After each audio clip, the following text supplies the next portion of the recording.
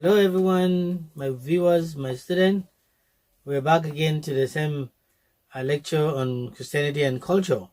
And so far, so good. We have gone far in discussing deep about what culture and Christianity, the relationship between Christianity and culture, and why is it important in our daily life, and why the society and the community really needs Christianity and really need culture. We try to understand the concept of culture in response to the creation. We try to view out how is it possible that it has a similar beginning, because the same God who created this world and brought life into human created the substance of culture in us and make culture really part of human life.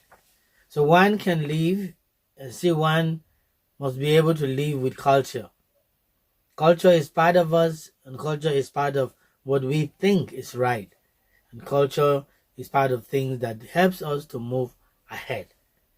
The last week that has passed, we talked about the predicament of the historian or the Christian historian when it comes to Christianity and culture. And in that aspect of Christianity, we say Christianity is a religion of historians, meaning that the Christianity has been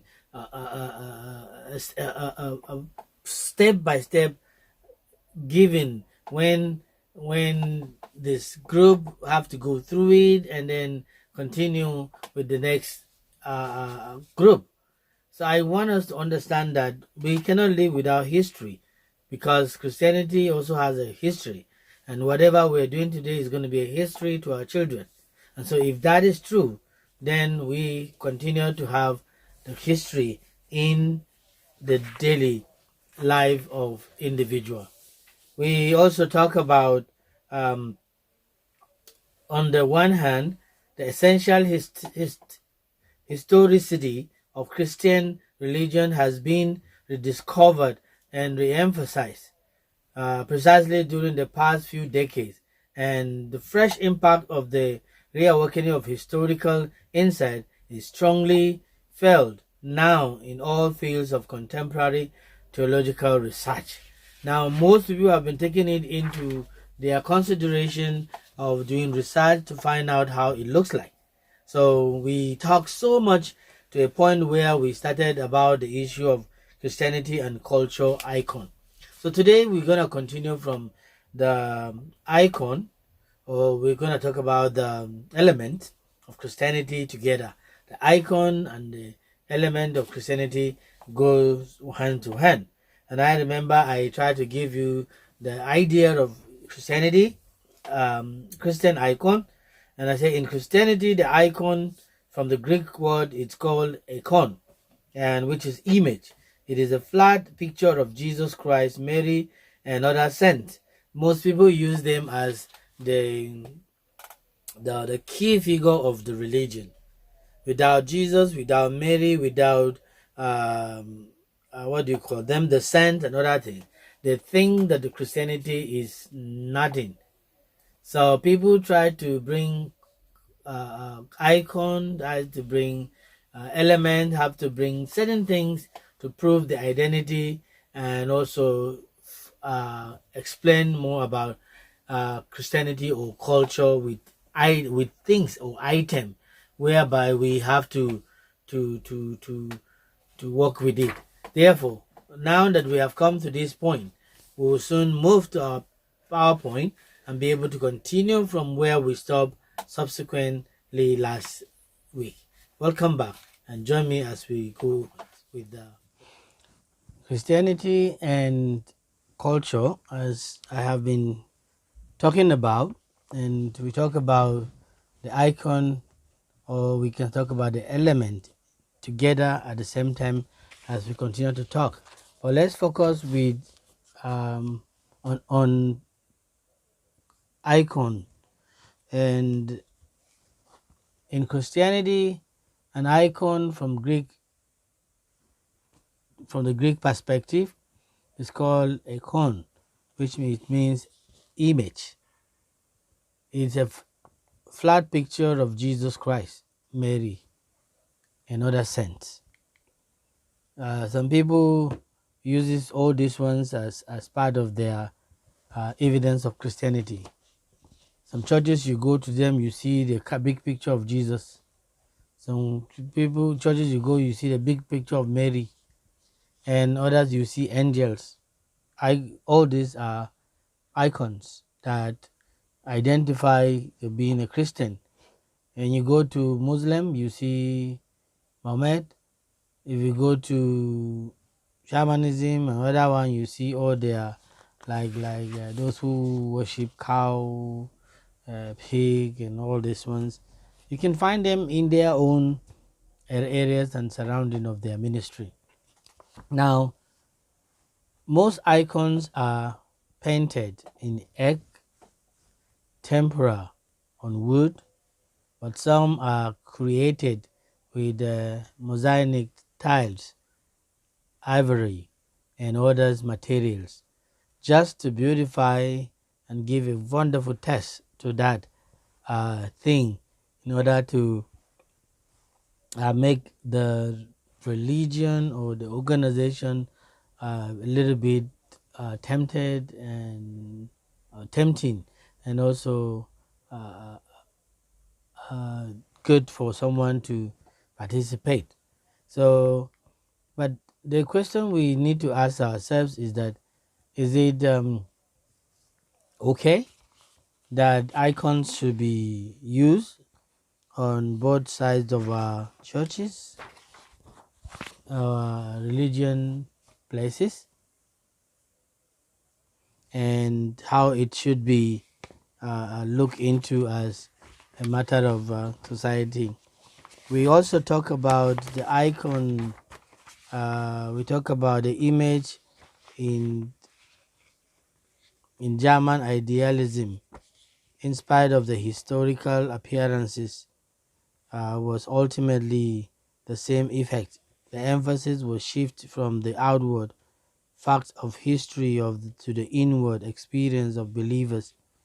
So if we tend to look at it that way, we should know that it is part of it into the system that we have been dealing with. So far, we already talked about the orthodox idea of icon, the orthodox idea of uh, uh, the items that people look at it as if it's a image. But in the point, it's pointed, the icon pointed to believe in God the Father, Jesus Christ as the Son of God, and the Holy Spirit. So when you look at the cross, it's pointing at the cross where Jesus was crucified. When you look at in every beam of the church, you can see that different kind of icon that symbolizes a church, a prayer house, or place where that is meant for holy. The second point, it includes the death, the descent into hell, the resurrection and ascension of Christ, the holiness of the church, and the communion of the saint. The fourth one, which means Christ's second coming, the day of judgment, and salvation of the faith. Now, this tells you the kind of symbols or identity with the kind of people you meet to.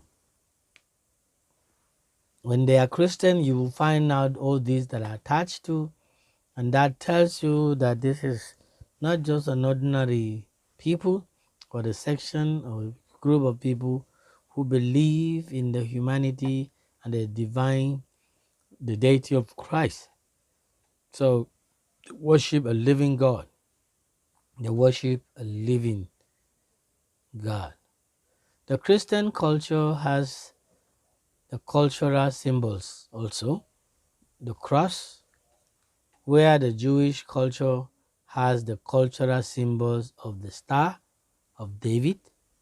Cultural symbols don't have to be actual symbols or sign, but they are just like a mere identity or item that could connect us to the reality of the religion. Those symbols can also be gestures such as a handshake and a hand signals. Now, when people shake hand with you, some use their uh, the fingers like touching part of you as if this a sign of their greeting. So everybody has a way of utilizing things. Additionally, the same symbol can mean different thing in a different culture. So when you use things in a cultural setting, you find out the reverse is the case in the other culture. So symbols or in culture have different meaning regardless of the similarity or the possibility of the same thing, but in each culture it has a different meaning. Okay, so the Americans should be careful in Greece. For example, the thumb up, which symbolizes that everything is great in America culture, but is just like giving the middle finger in Greek culture. So each culture has its own negative aspect of the culture, while each one has the positive aspect of the culture. So, uh, like I was saying, that for example, the thumb up in America is okay, but uh, in other culture, it's not okay. So we need to understand what we use when it comes to the issue of symbols. In Orthodox Christianity, icon are sacred works of art, okay, that provide inspiration and connection, or inspiration connects the worshipper with the spiritual act. The scene depicted in icon usually relates to liturgical celebrations rather than directly to historical event. Well, prior to Orthodox, in Orthodox perspective, they tend to agree and accept the fact that these icons could be able to relate and push someone more closer to the worship concept, environment, background, and the feeling.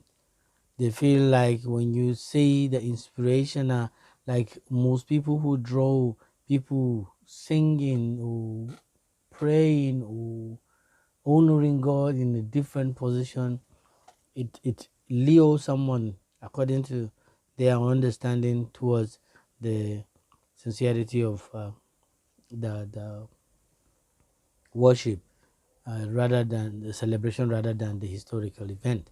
For them, historical event is not that so point that people could worry about, and but for them it's pointless. But for others, it's meaningful. So we need to understand the differences between the icon in each culture and in each society, organization, as well as a Christian setting in our environment. With regard to the level of veneration, if any, paid to images in the early churches or church, written sources are almost non-existent. So written documents disappear, but images are always there to give us some kinds of belonging and a little history about what really happened. Perhaps it gives guidance to the genesis of issue or the ending result of whatever that trespasses within the section of the event in the olden days. So today, most people try to trace back with pictures, try to trace back to, to, to, to check back with something that is resourceful, something that is being able to figure out the reality in it. The torture and death that their martyrs suffered rather than lay a grain of increase before the statue of the emperors nomen enough nomens are enough to convince us that they were not setting up rules of idols of their own. Well, I know the word of icon I want to look at it is like idol. It is nice to put them and have them for remembrance, but it is wrong for you to worship them. That's why it becomes idol of their own. So most people now worship the ancestors. Most people worship uh, their their friends, their pastor, their whatever corpse that has been gone. So they use their images to be able to create the connection between the worship and the person that is gone. So these are uh, really uncalled for to a Christian belief and practices. Diabolical. This is disgusting, you know. But when you worship, when you find yourself in a church, the Christianity or the relationship or the whatever that has trespasses supposed to be normal and connected to whatever one is into. So, but here it says idols of of their own. So before the statue of the emperor's numen are enough to be convinced as that they were not setting up rules of idols of their own. It was already a mixture that already been set prior to the destruction of good Christianity for Christianity to be other religion. According to the Catholic, especially encyclopedia, the idea that the church of the first centuries was in any way prejudiced against against pictures and statues, which is the most impossible fiction. However, it is important to distinguish between the use of images and the reverence paid to them.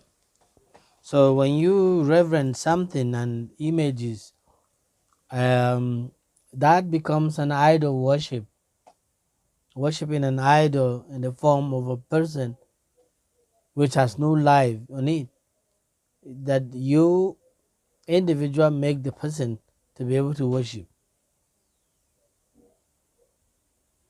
So these are not called for most Christians when it comes to talk about the issue of culture and religion. However, it is important once again when we come to distinguishing between the way in which images are being used and the way they are being reverent in their own perspective of life. Um, Now let's look at on the other hand, the place of honor they give to their symbols and pictures they care with which they decorate them, argue them, they treated representations of their most secret beliefs with all these decent reverence. Now, apart from reverence in them, apart from the way they use them, also they place them at the higher point. You can see place of honor they give to their symbols and pictures. The front of the wall, the side of the this, the that and that and that, where nobody will push it and whatever and whatever. The question I ask is that, are those things willing? Are those things going to save our lives? Are they going to make life better if we don't practice them? But we have a better examples that life can tell us what happened, and that we can be able to forge ahead from there to whether we give the better home and future for our country. Now that leads us to the uh, iconoclastic controversy. Now there are controversy, there are different opinions when it comes to icon. Get me right. Everyone has the right to his own opinion when it comes to uh, this matter of icon, and every opinion carries weight and also deliver people from ignorance and make life easy for each one. But I want you to understand, follow your mind and go by it. We will see certain icons, ideas by different kind of groups, different kind of people, and why others are hot, why others are not, when it comes to the relationship between culture and Christianity. Although there was intermittent oppositions to the venerations of images in the first 7 centuries of the church, the issue first became a major point to controversy in the 18th century. Meanwhile, the issue of the century depends on who are there. But like I told you at the beginning, the importance of the Christian history or historian is to reflect and be able to take us back to where we were not, but we can be able to find things that are right and are helpful to whatever we do. So these give us the chances to be able to recall back and be able to redirect all our activities and become successful. So that brings us to this issue of icon here, and in this first 7th century of the church, the issue first became a major point of controversy in the 18th century. A strong, well man who opposed the venerations of images and began to present those who did so. Leo iconoclastic. So the Leos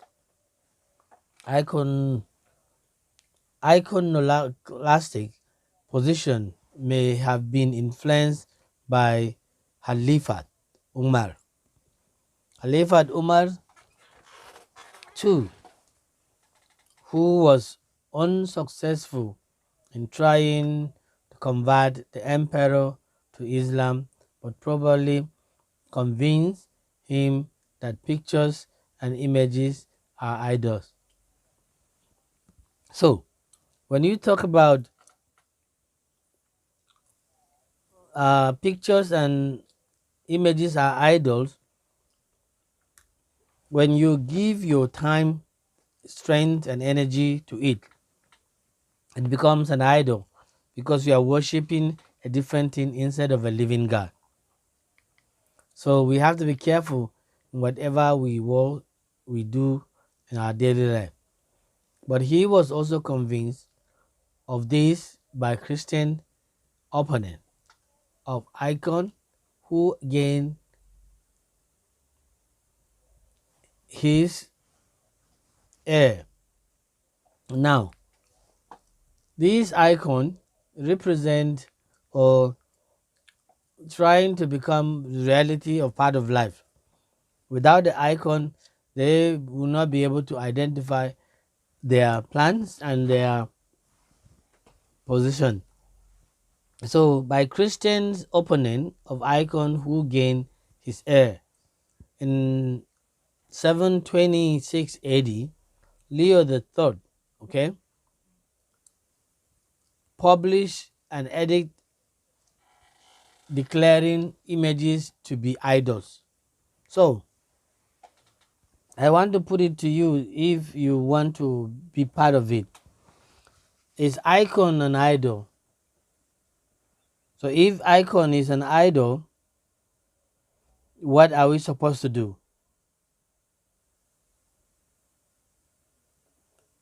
That's a good question.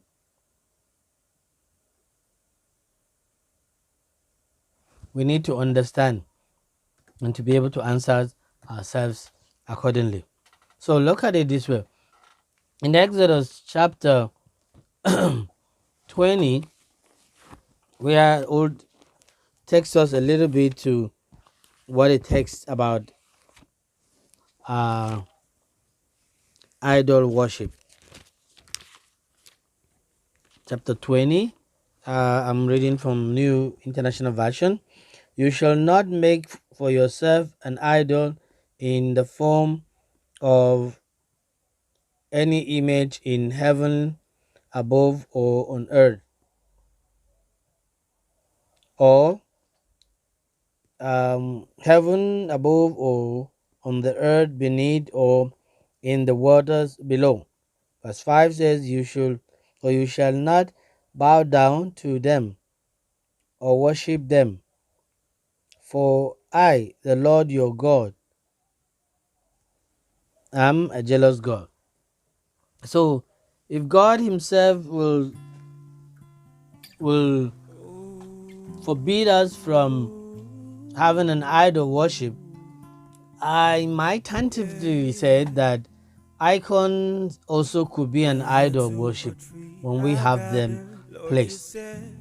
When we were young, we keep Jesus' picture. The question I asked myself, is he really Jesus in the picture? When I grew up. So we need to understand that these are not relevant to us. Okay? So he commanded that all such images in the churches be destroyed, and the soldiers immediately began to carry out his order throughout the empire.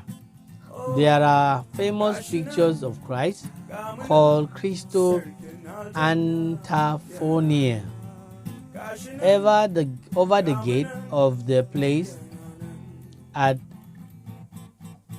Constantinople, the destructions of which provoked a serious riot among the people. Pope Gregory II responded to the appeal of the deposed patriarch with a long defense of images. So may I say to you that images could be important to draw us closer to the scenario or situation in which we find ourselves, and also connect us to the worship we are into. But we need to be careful on how we utilize our icons, and there might be something wrong to our religious belief and practices, and with that it can take away our position in faith when we began to put more emphasis on icons or symbols that represent nothing. Now, we can live by it or we can destroy it if we want to do. So, thank you for staying tuned with us at this first lecture. We will be going for a short break and we'll return back in 10 minutes. And I hope we will be together as we continue this lecture. Thank you. Have a good day.